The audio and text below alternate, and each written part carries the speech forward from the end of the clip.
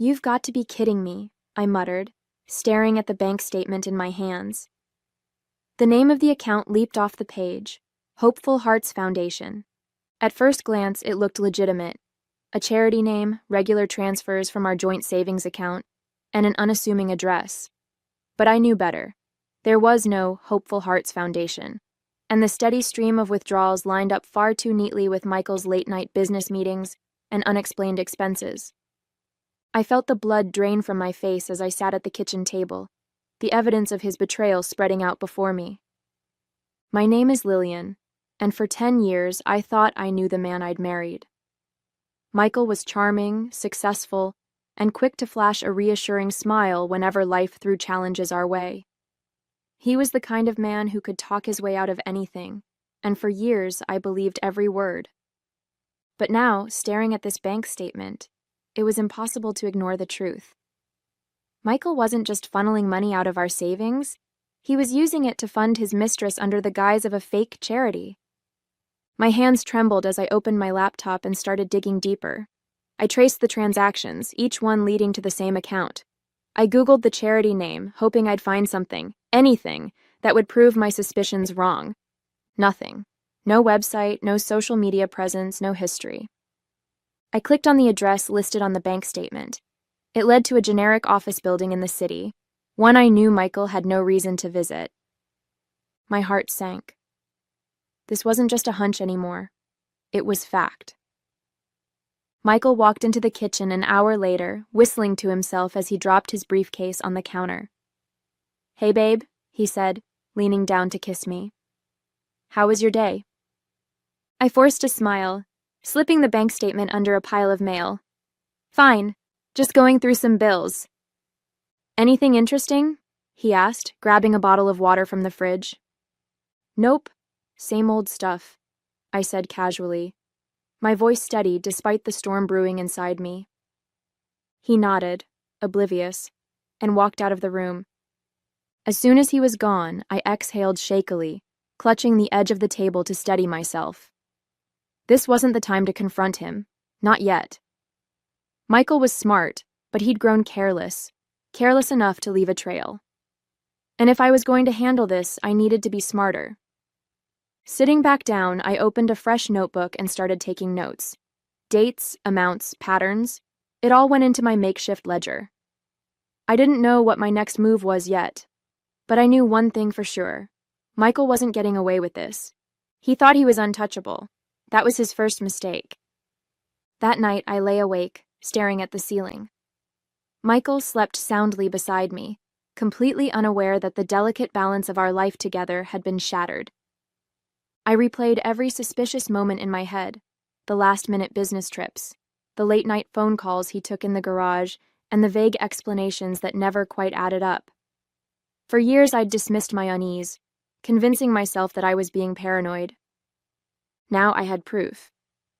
The next morning, after Michael left for work, I grabbed my laptop and dove deeper into the trail he'd left behind. The more I uncovered, the angrier I became. Not only had he funneled tens of thousands of dollars into this charity, but he'd also used it to pay for luxury items, flights, and hotel stays. One invoice stood out, a receipt for a diamond necklace, delivered to an address I didn't recognize. My stomach churned as I Googled the address. It was a high-end apartment complex across town. It didn't take long to confirm what I already suspected. The apartment belonged to Rebecca, the woman I'd once overheard Michael refer to as just a colleague. I clenched my fists, the betrayal cutting deeper with every new discovery. This wasn't just about the money. It was about the lies, the manipulation, the audacity to use our hard-earned savings to support his mistress. I called my best friend Amanda later that day. She'd always been the level-headed one, the person I turned to when life felt overwhelming. "You're not seriously thinking of letting this slide, are you?" she asked after I explained everything. "Of course not," I said, pacing the living room. "But I can't just confront him. He'll deny it, twist the story, make me out to be the villain. I need something stronger, something he can't talk his way out of." Amanda was quiet for a moment. "What about the authorities? Couldn't you report him for fraud or embezzlement?" Her suggestion planted a seed. "Maybe," I said slowly, but I need to gather more evidence first. If I'm going to do this, I need to make sure there's no way he can escape the consequences. Over the next week, I became a woman on a mission. I printed every bank statement, copied every transaction, and compiled a file so airtight that not even Michael could poke holes in it. I even reached out to an investigator I found online, someone who specialized in financial fraud. The investigator, Detective Carter, agreed to meet with me the following week. "If what you're saying is true," he said over the phone, "we can definitely build a case. But I'll need concrete evidence to move forward." "You'll have it," I replied, my voice steady. For the first time since discovering Michael's betrayal, I felt a glimmer of control. He thought he was clever, but he hadn't counted on me fighting back. By the time I met with Detective Carter, my file was a meticulously organized masterpiece. Every transfer, every purchase, every link to Michael's so-called charity was documented in painstaking detail. We met at a small cafe on the other side of town, a deliberate choice to ensure Michael wouldn't suspect anything. Carter was a no-nonsense man in his 40s, with sharp eyes that seemed to take in everything at once. "This is solid," he said, flipping through the pages of my file. "You've done most of the work for me." "I had to," I replied, taking a sip of my coffee. "Michael is careful. He knows how to cover his tracks. But I've been keeping this to myself for weeks, and I need to know it's going to lead somewhere." Carter nodded. "It will. With this much evidence, we can launch an investigation into the charity account. If it's as fraudulent as it looks, the bank will freeze it, and we'll move forward with charges." The weight on my chest began to lift, but I wasn't ready to feel relief just yet. "What happens next?" "I'll file the paperwork to initiate a formal inquiry," he said. "But if you want to take this one step further, we can set up a sting. Let him think he's in the clear, and then catch him in the act." The thought sent a shiver down my spine. "You mean wait until he tries to withdraw money?" "Exactly," Carter said, his tone matter of fact. "We'll track the account, monitor his activity, and coordinate with the bank. When he makes his move, we'll be there." That night, I sat in the darkened living room going over everything Carter had said. The idea of letting Michael dig his own grave was tempting, but it also meant playing the part of the oblivious wife for a little while longer. It wasn't going to be easy, but I knew it was the only way to ensure he faced the consequences of his actions. The next morning, I transferred $50,000 into the charity account. It was money I'd been saving in a separate, secret account for emergencies. Money Michael didn't even know existed. But I marked it clearly in the bank's system. Donations under investigation. Michael didn't suspect a thing. Over the next few days, he was unusually chipper, humming to himself as he pored over his phone and dropped hints about big plans. I smiled when appropriate, laughed at his jokes, and played the role of the supportive wife. Inside, I was counting down the days until the trap was set. He had no idea what was coming. The days that followed felt like a test of endurance. Each morning, Michael would waltz into the kitchen with an extra spring in his step, checking his phone obsessively while muttering things like, "Just a little longer, and everything will fall into place." I'd smile from behind my coffee mug, pretending to share in his excitement. Little did he know, the place everything was falling into was a holding cell. Detective Carter kept me updated on the investigation. The bank had flagged the account and placed it under close scrutiny. Every transaction, every login, every transfer was now under a microscope. "He's getting reckless," Carter said during one of our calls. "The patterns are clear. He's making plans for a big withdrawal." "How soon do you think he'll try?" I asked, pacing my office. "Within the next week," Carter replied. "When he does, we'll have everything ready. Are you prepared for what comes next?" His question hung in the air. Was I ready? For weeks, I'd been steeling myself for this moment, but now that it was so close, doubt crept in. "Yes," I said firmly, brushing away the hesitation. "I'm ready." That weekend, Michael announced he'd be leaving early Monday morning for a work trip. He made a show of packing his bag, throwing in suits and ties as though he were heading to an important conference. Another business deal? I asked casually, folding laundry nearby. Something like that, he said with a grin. Big opportunities on the horizon. Don't wait up for me. I'll probably be gone all day. I nodded, biting the inside of my cheek to keep from smiling. The night before his trip, I couldn't sleep. I lay in bed staring at the ceiling, listening to the steady rhythm of Michael's breathing beside me. Part of me wanted to shake him awake, to confront him right then and there. But I couldn't. I'd come too far to let emotions ruin the plan. Instead, I silently rehearsed every step of what would happen the next day. Carter had assured me that the authorities would move swiftly, intercepting Michael at the bank the moment he attempted to withdraw the money, and I would be there to witness it. When morning finally came, Michael kissed me on the cheek as he left, his usual smugness practically radiating off him. "Wish me luck," he said, grabbing his bag. "Good luck," I replied, my voice steady. "I hope everything works out exactly the way you want it to." It wasn't a lie, after all. As soon as Michael's car pulled out of the driveway, I grabbed my bag and left the house. My heart pounded as I drove to the bank, adrenaline surging with every mile. When I arrived, Detective Carter was already there, standing near the entrance with a small team of plainclothes officers. He gave me a curt nod as I approached. "He hasn't shown up yet," Carter said. "But we've confirmed his withdrawal appointment. He'll be here soon." I glanced at the bustling street around us, my stomach churning. "And you're sure this will work? He won't have time to slip away?" Carter's expression was calm but resolute. "As soon as he tries to access the account, the bank will alert us. He won't get far." I stepped back from the entrance, positioning myself just out of sight. From my vantage point, I could see the doors clearly without being noticed. Minutes ticked by, each one feeling like an eternity. Finally, Michael's car pulled into the parking lot. He stepped out, dressed sharply in a tailored suit, looking every bit the successful businessman he liked to portray. My hands tightened into fists as I watched him stroll into the bank, exuding confidence. Inside, the scene unfolded just as Carter had predicted. Michael approached the counter, handed over his information, and waited as the teller accessed the flagged account. Through the glass doors, I saw the moment the teller paused, glancing nervously at a nearby manager. Michael's confident demeanor faltered slightly, but he masked it with a charming smile, leaning casually on the counter as if nothing was wrong. Then the bank manager approached, followed closely by two plainclothes officers. I couldn't hear what was being said, but I saw Michael's face twist in confusion, then indignation. Seconds later, the officers produced their badges and handcuffed him.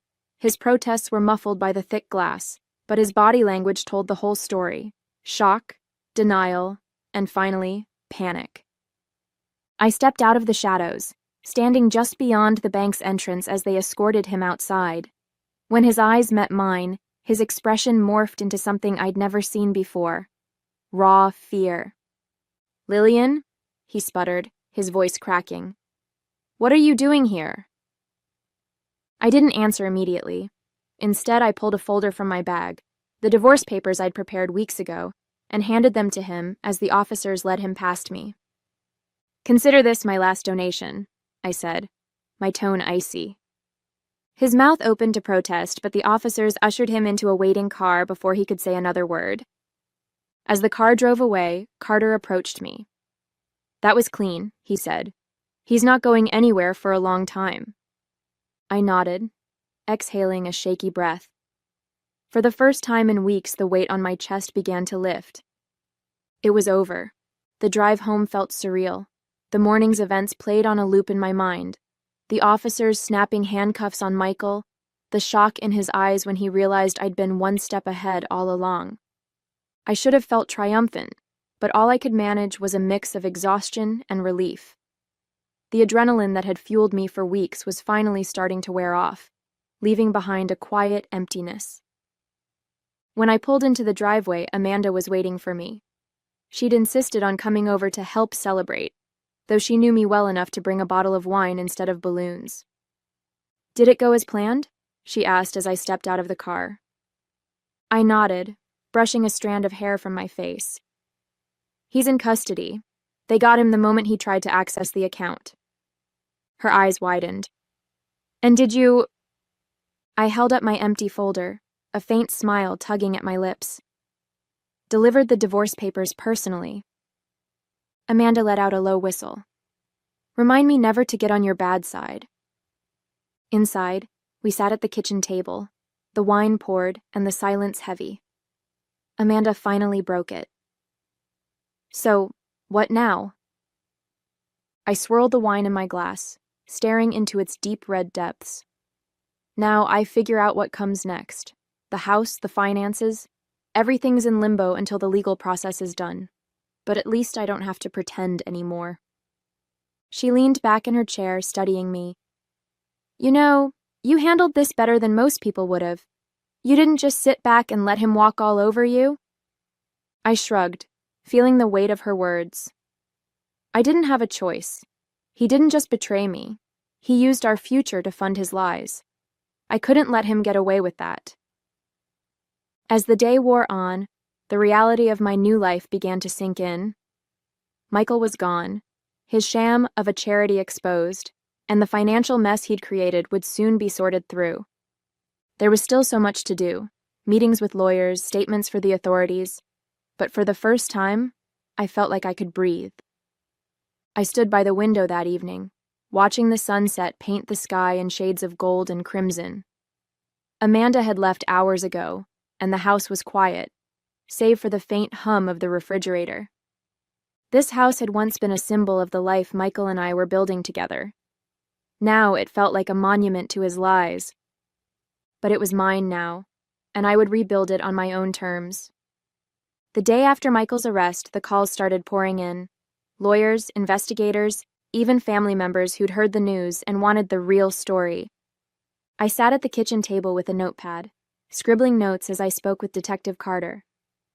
The charges against him are solid, he explained. Fraud, embezzlement, and falsifying charity documents.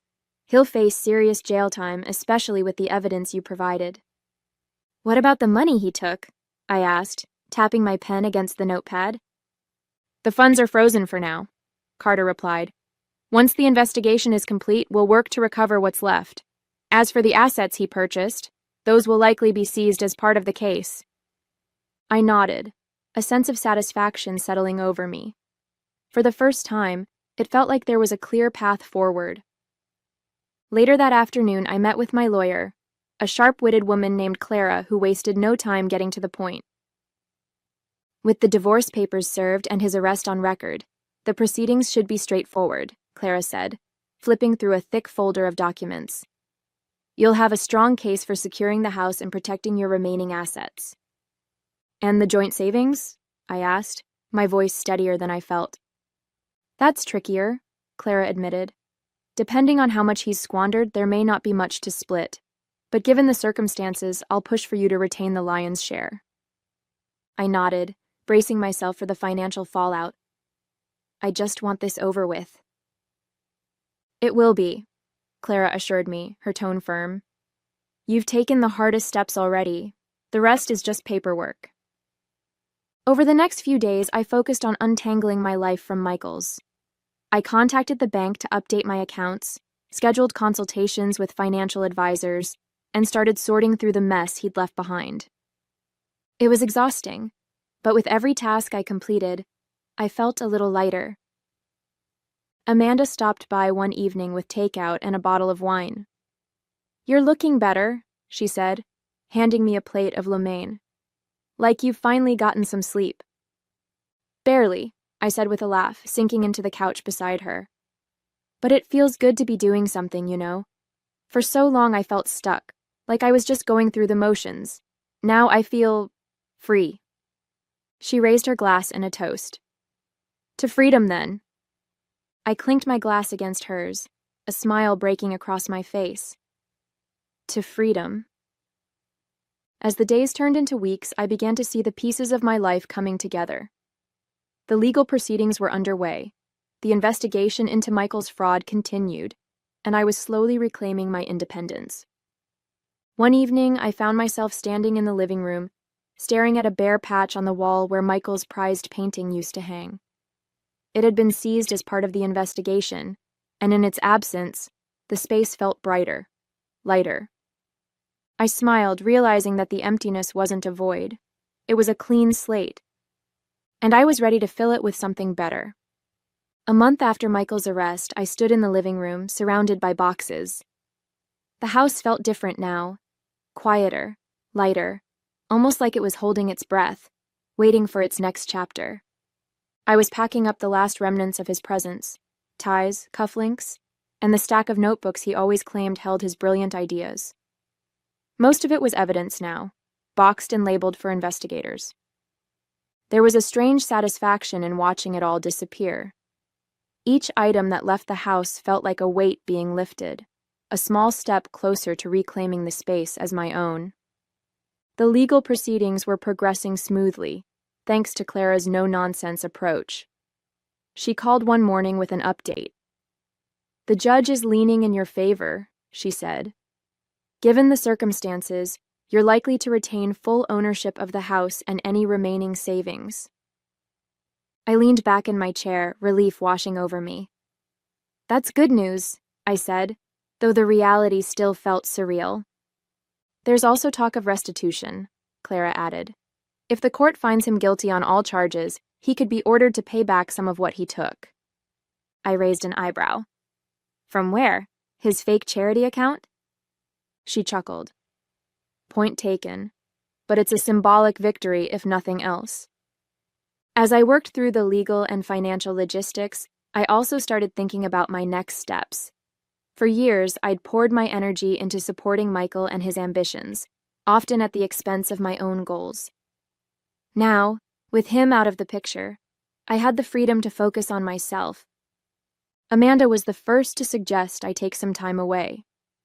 "You've been through hell, Lillian," she said one evening as we shared a bottle of wine. "You deserve a break, somewhere sunny with no reminders of Michael or his nonsense." The idea was tempting, but I wasn't sure if I was ready to leave just yet. "I feel like there's still so much to do here," I said, gesturing to the stack of paperwork on the table. "You've done more than enough," Amanda insisted. "The house, the finances, the legal stuff, it's all under control. Take a week, recharge, and come back ready to tackle whatever's next." She had a point. The next morning, I booked a flight to the coast. It wasn't a grand vacation, just a small getaway to clear my head and figure out what I wanted my future to look like. As I packed my bag, I felt a sense of anticipation I hadn't experienced in years. For so long, my life had revolved around Michael, his needs, his plans, his betrayals. Now, for the first time, I was making decisions purely for myself, and it felt incredible. When the plane took off, I looked out the window, watching the city shrink beneath me. It was a moment of quiet clarity, a reminder that the past didn't define me, and the future was mine to shape. The trip to the coast was exactly what I needed. For the first time in years, I felt like I could breathe without the weight of Michael's lies pressing down on me. I spent my mornings walking along the beach, the salty breeze clearing my mind, and my afternoons reading novels I'd never had time for. By the third day, I felt a clarity I hadn't experienced in years. Michael's betrayal had taken so much from me: time, trust, a sense of security. But it hadn't taken me. I was still here, still standing, and for the first time, I realized just how strong I was. One evening, as the sun dipped below the horizon, painting the sky in shades of orange and pink, I sat on the deck of my rental cottage with a notebook in hand. I'd always been the planner in the relationship, the one who mapped out budgets, vacations, and future goals. But now, the blank page in front of me wasn't for anyone else. It was for me. At the top, I wrote, "What's next?" The list came quickly, almost effortlessly. Redecorate the house, make it mine, reconnect with friends, build the relationships I'd neglected during my marriage, pursue my career, invest in myself, forgive myself, let go of the guilt for trusting someone who didn't deserve it. By the time I set the pen down, the page was full, and for the first time in months, I felt hopeful. When I returned home, the house felt different. It wasn't just the absence of Michael's things. It was the absence of him, his presence, his lies, his shadow over everything. I started small, rearranging furniture and swapping out the art on the walls. Each change felt like reclaiming a piece of myself. I also began reaching out to old friends, people I'd drifted away from during the chaos of my marriage. Their support was overwhelming, a reminder that I wasn't alone in this new chapter. One afternoon, as I was clearing out the garage, I found a box labeled Keepsakes. Inside were photos, cards, and mementos from the early days of my relationship with Michael. For a moment, I considered tossing it all into the trash, but instead, I set it aside. Those memories were part of my story, even if they belonged to a chapter I was ready to close. I didn't need to erase the past to move forward. I just needed to own it and let it go. The months that followed were a period of quiet rebuilding. I threw myself into reclaiming my life, one small victory at a time. The house, once a reminder of Michael's betrayal, began to feel like my own. I painted the walls in colors that brought me joy, replaced the furniture with pieces I loved, and turned his old office into a library filled with books I'd always wanted to read. Friends and family noticed the change, not just in the house, but in me. "You seem lighter," Amanda said during one of her visits. "Like you've finally let go of all the weight you were carrying." "I think I have," I replied with a smile. "It's amazing what happens when you stop living for someone else." Professionally, I began pursuing opportunities I'd put on hold during my marriage. Michael had always dismissed my ambitions, telling me I was better suited to supporting his vision. Now I was free to build my own. I reached out to a former colleague who connected me with a consulting project. It wasn't glamorous, but it was a start, and it reminded me of what I was capable of. One evening, as I reviewed a client proposal at the kitchen table, I felt a sense of pride I hadn't felt in years. This was mine, not something I'd done for Michael, but something I'd built for myself. Meanwhile, the legal process with Michael moved steadily forward. Clara kept me updated, and each new development felt like another step toward closure. The day the divorce was finalized, I celebrated with Amanda over dinner. "To new beginnings," she said, raising her glass. "To never settling again," I added, clinking mine against hers. A few weeks later, I received a letter from the court regarding the restitution case. Michael had been ordered to repay a portion of the stolen funds, money I knew I'd likely never see, but it was a symbolic victory nonetheless. I tucked the letter into a file, feeling a sense of finality. Michael's chapter in my life was officially closed. That evening, I sat on the couch with a cup of tea, watching the sunset through the newly cleaned windows. The house was quiet, but it no longer felt empty. It felt like home. For so long, I'd defined myself by what I'd lost: trust, security, love. But now I was learning to define myself by what I'd gained: strength, independence, and the knowledge that I could rebuild, no matter how much had been taken from me. As the last rays of sunlight faded, I opened my notebook and flipped to the list I'd made months ago. Most of the items were checked off, but there was one I still needed to work on: forgive myself. I smiled, feeling a sense of peace. That was a work in progress. But for the first time, I felt ready to take it on.